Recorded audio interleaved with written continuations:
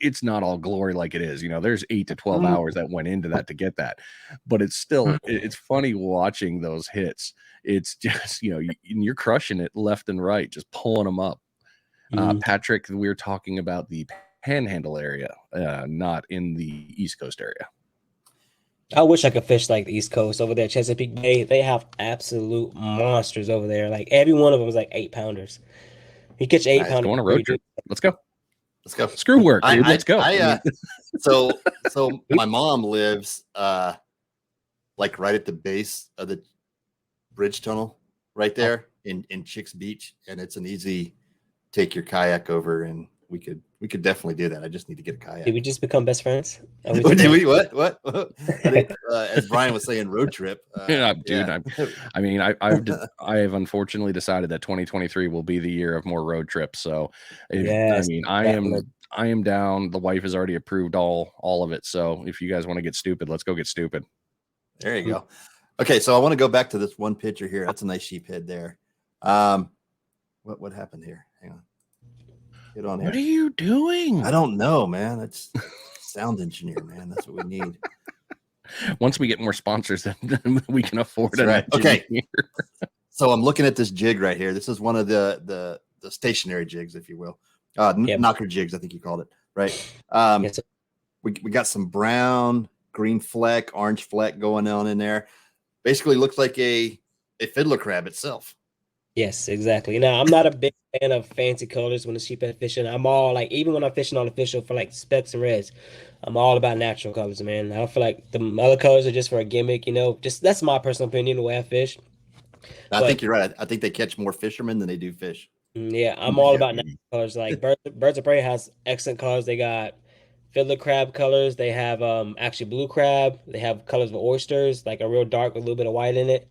And they got mud crab flavors, like real dark brown. And anything that matches our dirty, bay water. Bay water is not clean. I mean, it works perfectly. It just looks like, a crab stuck on an oyster or a rock, sitting on, and the sheephead comes down and crunches it. You had another one up here. Where did that one go? Season. Oh, Justin asked you a question. Justin had a question for you too, because since you're talking jigs, this is a good one. What jigs do you prefer, swing jig or the one where the hook doesn't move? Actually, I prefer the knocker jigs, the one like this. The ones that move, they're great when you're finesse fishing, but you will lose a lot more fish. So sometimes that hook likes to swing out, and gets knotted up. You miss a lot of fish hooks setting the hook. The knocker jig is almost guaranteed. If you feel him crunching on it, you set the hook, it's in there, and he's not going to come out. I'm a big fan of the knocker jig. I try not to use anything else unless I'm fishing really, really shallow water, and I gotta lighten up that weight a lot. Yeah, I remember you talking about that a lot too. That was a stud. That one me second place in the tournament. That was last year's, right? Yeah, it might have been like 2 years ago. That one weighed almost a little over 9 pounds. It was 23.5 inches. Yeah, because we'll have the Gulf Breeze Bait and Tackle Sheep's Head tournament coming up pretty soon. And man, seeing those numbers 9, 10, 12 pounders just magically popping in. It's like, come on, dude. That's ridiculous. I didn't want to join that because I know I'm going to lose. I'm like, okay. I always expect to see you on there too. I mean, that's just me. I put you up on that pedestal, man. I'm so sorry. I don't have enough time to fish that much to make it. No, Steven, there is definitely bait on the jigs. Absolutely bait on the jigs. That's what you're going to want, those fiddlers, like he was saying, ghosties, stuff like that. Go ahead, John. Yeah, go ahead.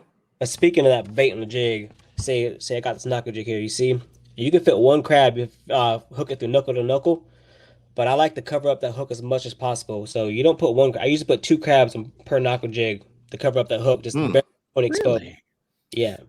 So you're going in like say through the back knuckle, coming out like second or third knuckle. Yeah, no, I go through whatever it is. The whole opposite other side of it. The whole back. Oh, the whole opposite side. So you're going like back to back, or then I put another one on. Basically. Yeah, then I just put another one on, just barely with the tip poking out, just the tip. Okay. Yeah. Phrasing. Awesome. No, it's all good. Mark.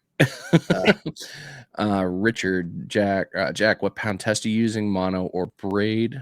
And I believe you answered that. What you got? Main line is always braid. I use anything on my 2500. I either have 10 pound or 15 pound braid on there. And leader, I start at 15 and I went as low as 8. If the bite's really Bob sites, that water likes to get clear God, that's in the winter terrifying. because there's no rain. And if Yeah. you ain't catching no bites, I went down to 12, then I went down to 10, then I started getting bites at 8, and I was getting my butt whooped with 8 pounds. We hit 3 Mile Wednesday, I think it was. And the white trout bite, we were like loading them up. But we were using 10-pound fluoro on that, and some of them on that 2500 and the light rod we use from half hitch, one of their half hitch rods, spinning rods. Though those trout were tearing. I couldn't imagine hooking into a 5-6 pound sheephead on that thing and then trying to horse it up from around the pylons on anything less than 20-pound leader material. I mean, it's just, that's crazy. Wait till you hook a drum when you because a drum's a bycatch drum, and that one, I don't know if I sent you guys that picture, but I remember that video. Yeah, it was 10-pound. I was using 10-pound fluorocarbon, and what I always noticed, I talked about in a couple of my videos before. Say you hook a fish and he's going towards the structure. You want to take your rod and actually pull him towards the structure because he's going to go the opposite way, the way you're pulling every time. Like if you pull towards the structure, he's going to go away from the structure. Almost 90% of the time he is, and that usually works out a lot in theory. Because whatever way you're pulling, he wants to go the opposite way. Yeah. He's like, no. This is on my terms, not yours. Mm-hmm. Yeah, black sometimes you can't help it. He's gonna be like, I don't care, I'm going the way I want to go. They're just big dummies. That's all. Yeah, we were trying for those too. We were dropping half blue crabs down. You didn't get 8? That's crazy. We didn't get the pinfish down there are like